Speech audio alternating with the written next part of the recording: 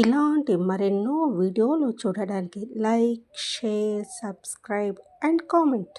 ఈరోజు ఈ వీడియోలో 2026 సంవత్సరంలో చైత్రమాసంలో బహుళపక్షంలో వచ్చే వరుదిని ఏకాదశి ప్రారంభము మరియు ముగింపు తేదీలు, ఉపవాస విరమణ ఏ తేదీన ఏ సమయానికి చేయాలి, వ్రత కథ గురించి తెలుసుకుందాము. చైత్రమాసంలో కృష్ణపక్షంలోని 11వ రోజున ఏకాదశి తిథి నాడు వచ్చే వరుదిని ఏకాదశిని బారుదని ఏకాదశి అని కూడా అంటారు. ఇది ఉపవాసాలు, ప్రార్థనల ద్వారా విష్ణుమూర్తి ఆశీర్వాదం కోరుతూ జరుపుకునే ఒక హిందూ పండుగ. వరుదిని అనే పదానికి రక్షింపబడిన లేదా కవచం ధరించిన అని అర్థం. వరుదిని ఏకాదశి వ్రతం ఆచరించే వ్యక్తికి అదృష్టము, సంపద కలుగుతాయని, అన్ని చెడుల నుండి రక్షణ లభిస్తుందని నమ్ముతారు. ఈ నమ్మకం ప్రకారము ప్రతి సంవత్సరము భక్తి శ్రద్ధలతో వరుదిని ఏకాదశిని ఆచరించే వ్యక్తికి పేరు, కీర్తి, శ్రేయస్సు లభిస్తాయి. శ్రీహరి ఆరాధనకు ఏకాదశి ప్రత్యేకమైనదిగా పరిగణించబడుతుంది. అలాగే ఏకాదశి రోజున ఉదయం స్నానం చేసి సూర్యోదయం సమయంలో శ్రీహరిని ఆరాధించి ఆనందం కోసం దానం చేయడం ద్వారా పుణ్యాన్ని పొందుతారు. శ్రీహరి వారికి అద్భుతమైన ఫలాలను ఇస్తాడు. ఈ రోజున వారు పుణ్యాత్ముడైన విష్ణుమూర్తిని ఆరాధించి కథను వింటారు. భగవంతుడు ఆజ్ఞ మేరకు వీరు తరగని ఫలాన్ని పొందుతారు. ఏకాదశి రోజున ఉపవాసం చేసిన తర్వాత మరుసటి రోజు శుక్ల ద్వాదశి రోజున దానం చేస్తే ఎక్కువ పుణ్యాన్ని ఇస్తుంది. ఏకాదశి రోజున విష్ణుమూర్తిని ఆరాధించి ఉపవాసం ఉంటే ఆ వ్యక్తి విముక్తి పొందుతాడు. ద్వాదశి రోజున తులసి దళాలతో విష్ణుమూర్తిని ఆరాధించేవాడు తన మొత్తం కుటుంబాన్ని రక్షించడంతో పాటు వైకుంఠానికి పాత్రుడవుతాడు. 2026 సంవత్సరంలో వరుదిని ఏకాదశి ఏప్రిల్ 13వ తేదీన వచ్చి ఏప్రిల్ 14వ తేదీ వరకు ఉంటుంది. శ్రీ పరాభవ నామ సంవత్సరము, చైత్రమాసము, వసంత ఋతువు, ఉత్తరాయణము.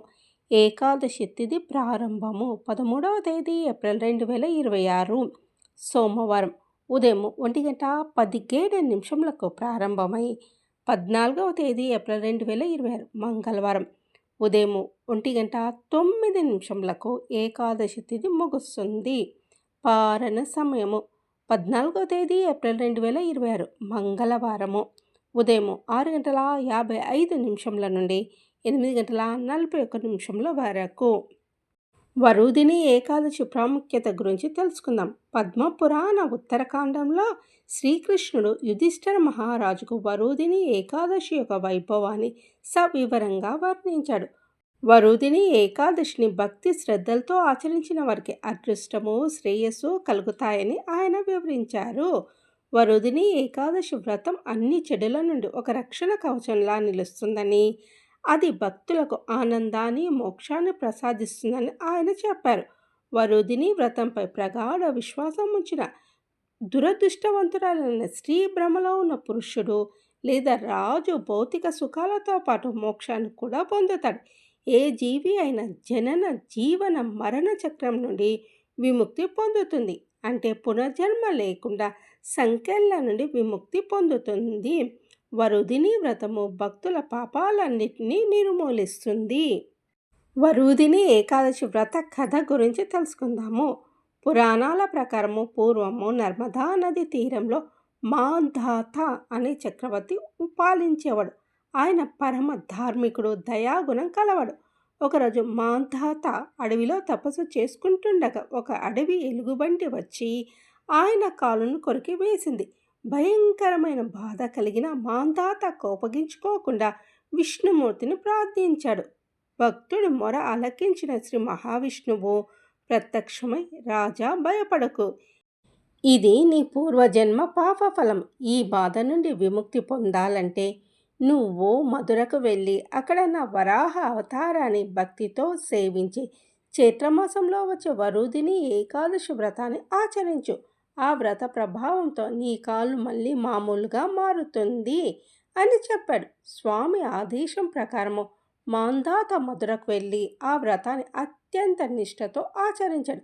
ఫలితంగా ఆయన తన అనారోగ్యం నుండి విముక్తి పొంది తిరిగి తన దివ్య దేహాన్ని పొందాడు. అంత్యకాలంలో మోక్షాన్ని కూడా సాధించాడు. దుందుమార మహారాజ కథ గురించి తెలుసుకుందాము. పూర్వము ఇక్ష్వాకు వంశంలో కుబలయాశ్వరుడు అనే గొప్ప రాజు ఉండేవాడు. ఆ సమయంలో దుందువు అనే రాక్షసుడు భూమి లోపల దాక్కొని కఠినమైన తపస్సు చేసి దేవతలు కూడా లొంగని వరాన్ని పొందాడు. ఆ రాక్షసుడు ఏడాదికొక్కసారి శ్వాస వదిలినప్పుడు భూకంపాలు వచ్చేవి. ఆ వేడికి లోకమంతా అల్లాడిపోయేది. ఉద్యాగ మహర్షి కోరిక మేరకు కుబలయాశ్వరుడు తన 21,000 మంది కుమారులతో కలిసి ఆ రాక్షసుని అంతం చేయడానికి వెళ్ళాడు. దుందువు వదిన అగ్నిజ్వాలలకు రాజు కుమారులు అందరూ భస్మమైపోయారు. అయినప్పటికీ ధైర్యం వీడక కుబలయాశ్వరుడు మహావిష్ణువును ప్రార్థించి ఆయన ఇచ్చిన యోగశక్తితో ఆ రాక్షసుని సంహరించాడు.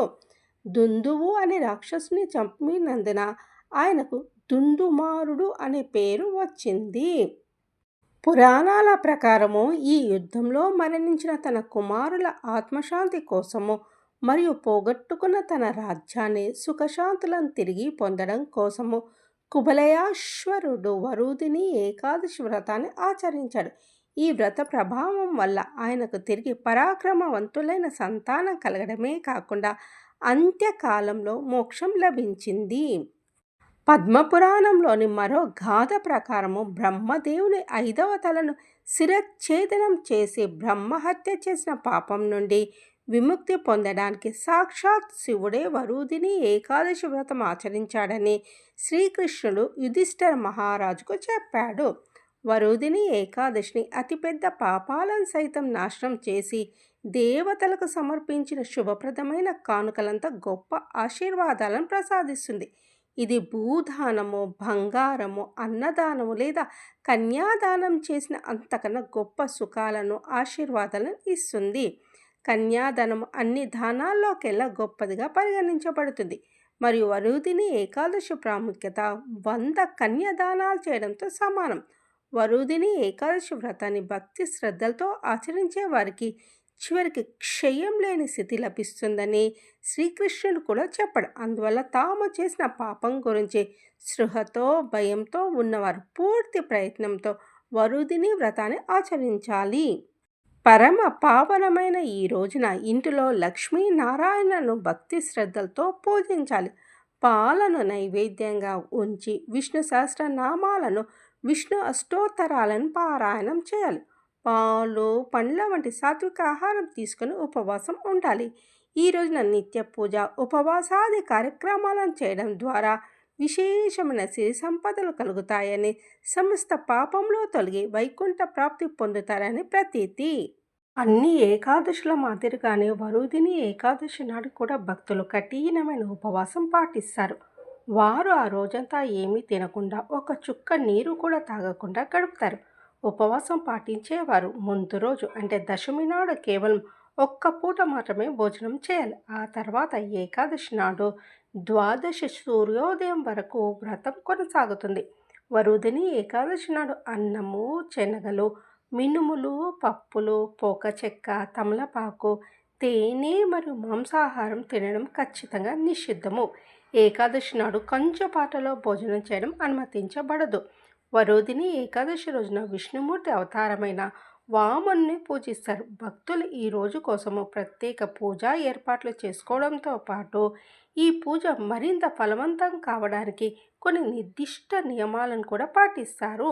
వరుదిని ఏకాదశి రోజున నిద్ర, కోపము, జూదము, శరీరానికి నూనె రాసుకోవడము, ఇతరుల పట్ల ఎలాంటి దురభిప్రాయాలు పెంచుకోవడం వంటి వాటికి దూరంగా ఉండాలి. లైంగిక కార్యక్రమాలు మరియు హింసను పూర్తిగా నివారించాలి. వరుదిని ఏకాదశి రోజున విష్ణు సహస్రనామము, భగవద్గీత వంటి పవిత్ర గ్రంథాలను పఠించడం మంచి ఆచారము. భక్తులు విష్ణుమూర్తి గౌరవార్థము భజనలు వింటూ పాడుతూ తమ సమయాన్ని గడుపుతారు.